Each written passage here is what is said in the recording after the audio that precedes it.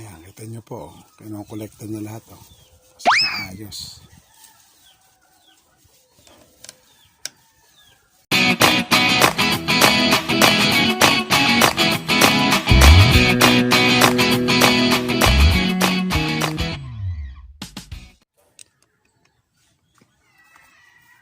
Ayan po, nagni-nesting na po si Cupcake. Kasi po niya yung kanyang nest box. Ayan, tingnan niyo po kung siya mag-nest. Ganyan po. Pagka ang ating po mga rabbit ay ganyan na ang behavior, so it means malapit na po silang manganak. So ano na po siya. Piprepare na po siya doon sa kanyang panganganak.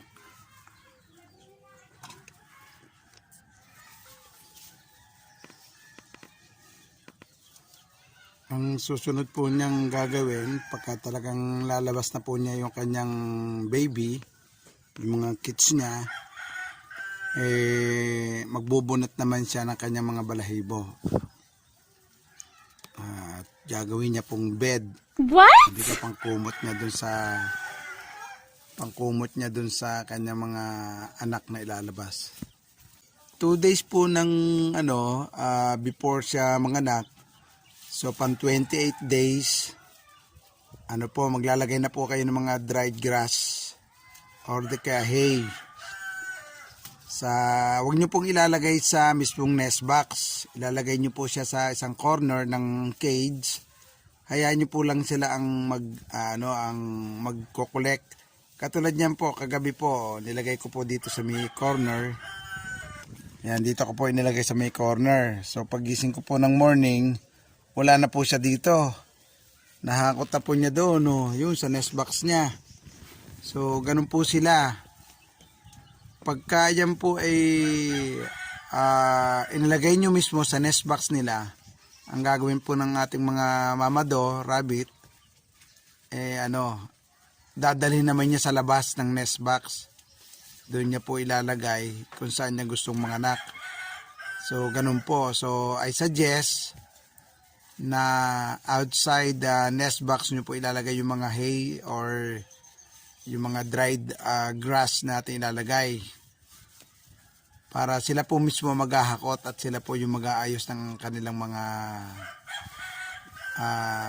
nesting tray. Ayan, sa nesting tray ko po siya ang inilagay ko para is convenient po sila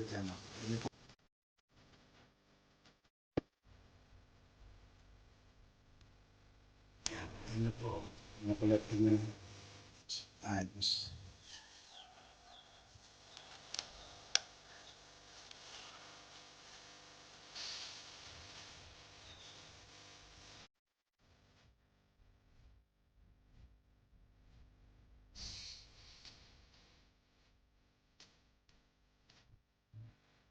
Nagpapakita na po siya ng paggawa ng nest niya para doon sa mga anak niya. So it means probably by tomorrow anak na siya. Mamayang gabi baka magtanggal po siya ng balahibo para gagawin niyang bed sa kanyang nest. So pagka ganun po nagtanggal na po siya ng balahibo, mga anak na po talaga yun. Ganun po yun. Ayan. Naayos siya talaga yung talagang mukhang magiging mabait na mamado po to si Cupcake. At talagang gusto niya maayos yung kanyang kanyang nest box. So lahat po ng nesting materials na nilagay ko, kinolekta niya, wala siya tinira. Nilagay niya lahat sa basket. Ito naman po si Ameg. Ayan. So, nilagyan ko rin po siya ng nesting materials. So, ang ginawa niya, doon lang niya po inayos. Tapos, nagtanggal na rin po siya ng mga balahibo. Inayos siya ng konti. Tanggal siya ng mga balahibo. So, sign na po yan na siya ay manganganak. So, tumatiming lang po siya ngayong araw. Kasabay din po siya ni Cupcake. Yan o, yung nag-aayos sa kabila o. Ayan, magkapit bahay lang po sila. Magkalapit lang po sila ng unit. So, ayan po, diyan po siya naglagay ang kanyang nest sa labas. So, probably doon po siya mga anak sa labas ng nest. So, pagka ganun po, sa labas po siya nagawa ng nag-nesting. Huwag nyo na po siyang pakikialaman, hayaan nyo po lang siya doon. Huwag nyo pong ilalagay sa tray pagka doon nagkuha kasi gusto nyo sa tray sa mga anak. So, pagka ganun po, doon po siya naglagay ng ng nest niya. Hayaan nyo lang po siya ng mga anak. Tapos pag nanganak na po siya, saka nyo po ilipat dito sa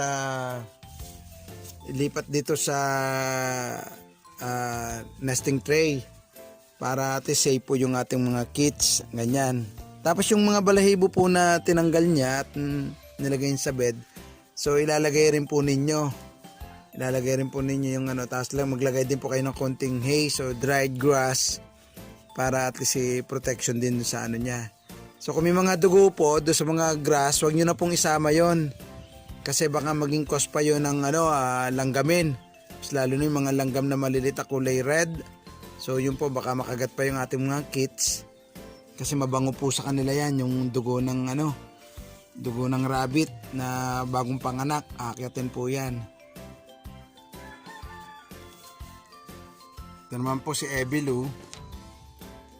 Magiging first time mama do. 5 months old, 5.5 months na po ito siya ngayon. Ano ba ngayon? 5 months and a half mo. Magsi 6 months na po siya.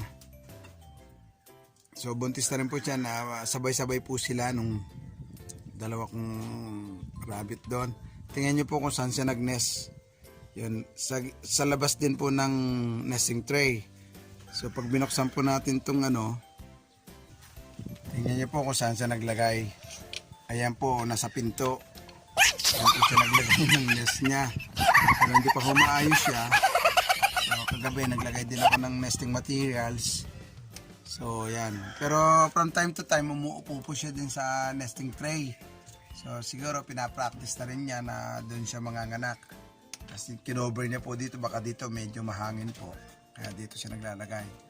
Ayan po siya pang 27 days din po niya kasi yung 4 po na yan sabay-sabay kong pinestad. Pati yung kanilang si Mami Chichay, ayun po medyo relax din po siya. Hindi pa siya nagne-nesting. Ito po siya, ito po yung masungit kong dough na ang hirap hawakan, pero pag ako pong mahawak siya, nahawakan ko po siya. Tingnan niyo po, laki po niya sana marami siya maging anak at maalagaan niya ng ayos, mapadede niya ng ayos lahat kasi magandang breed po to, upgraded po to na New Zealand graded. So in-update ko lang po kayo sa nesting nila. Ayan po diyan siya nag-nest sa may pinto. Ito naman po si Mami Chichay, medyo nagre-relax. Siguro tuma-timing. Ito po siya. Ayan. So, medyo tuma-timing po siguro ng ng panganganak. Pero hindi pa po siya nagne-nesting. Naglagay na rin po ako ng nesting materials niya, iping case, na mag-start siya mag-nesting. So, yan po, hindi pa po niya ginagalaw. Madami po yan kanina. Kinain niya na po yung iba. Para at least dadagdagan ko lang po ng dried grass yung ayan, kumuha po ako ng another dried grass. So idadagdag ko po doon sa kanyang dinagdag ko na kinain niya po yung iba. So para if in case na gusto niyang hi Chichay mag-nesting, so may mahakot po siya na dried grass. Yan, tukan ko lang po dyan. Kaya dyan ko po inilalagay, although meron silang hay or dried grass holder, hinahakot po ni Ebelo yung lahat ng grass na makita niya. So naubusan po itong kanyang nanay na si Chichay, naubusan po. So kaya dito ko na direkta inilagay sa kanyang mismong cage. So yun po mga kablog, in-update ko lang po kayo doon sa kung kailan tayo maglalagay ng nesting materials sa cage ng ating mga rabbit para gawin nilang pugad. So kinakailangan pong advance po tayo mag-isip, advance po tayo maglagay ng mga nesting materials nila kasi para hindi po kayo mapagaya sa akin dati. Actually, wala po ako dito sa sa aking rabbit tree noong time na yon, nung last December. So 10 po tong anak ni Chichay dati, 10 noong last December. Kaso nga lang lahat po namatay. Pagdating ko po dito, nanganak na po siya. So wala pong nesting materials inilagay yung sister ko kasi hindi niya alam kung paano pinakihirap ko lang po nung kaso nga lang hindi siya nakapaglagay ng nesting materials dun sa cage ni Chichay. So hinintay niya po maglagay ng grass yung aking sister, kaso nga lang po yung asawa po ng sister ko pag uwi may dalang grass. Pagkalagay lang po sa cage niya, inayos siya lang yung grass sa sahig, tapos sunod-sunod na pong inilabas niya yung mga 9 kids niya. Nung morning po nanganak siya ng isa, tapos 10 po yung anak niya. Nung inilabas niya yung 9, mag-alas 6 na po ng gabi. What? Kaya maybe na po yung mga hirapan na yung mga kids niya sa loob. Kaya nung inilabas po siya, lalaki na. And then na-stress po ito si Chichay kasi yun nga, depressed and stress. Kaya hindi na niya napadede ng ayos sa kanyang mga anak. So unti-unti namatay lahat. Within 3 days namatay po lahat. Inabutan ko pa po yung 2. Within 3 days namatay po lahat yung 10. So disappointed po ako noon. So just imagine, ganito rin po yung magiging anak niya sana, yung 10. Yan, katulad ng pinapakita kanya si Ebelu. Ayan, ito po si Ebelu yan. Kasing lalaki rin po niya sana.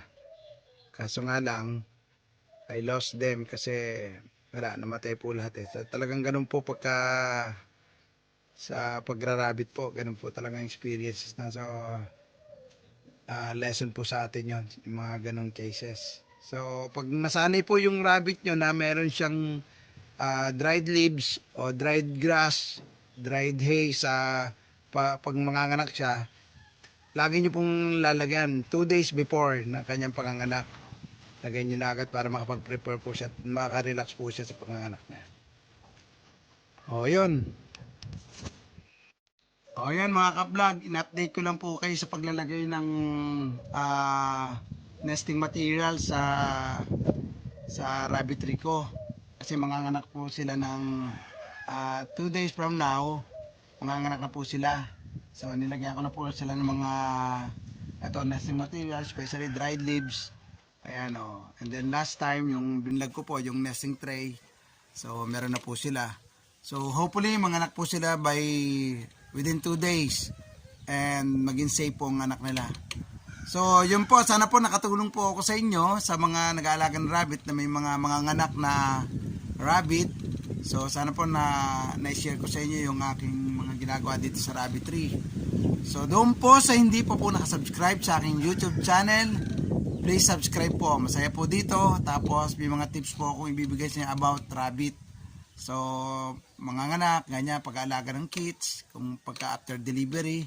So yon, hintayin nyo po yon, yung mga vlog ko po na yon. So mula po dito sa aking rabbit tree, kasama po si Ebelu, ang aking masungit na doe, first time na manganganak, at si Mami Chichay na sobrang bait. Ito po yun yung Sir Pops. Stay safe mga vlog. Bye bye.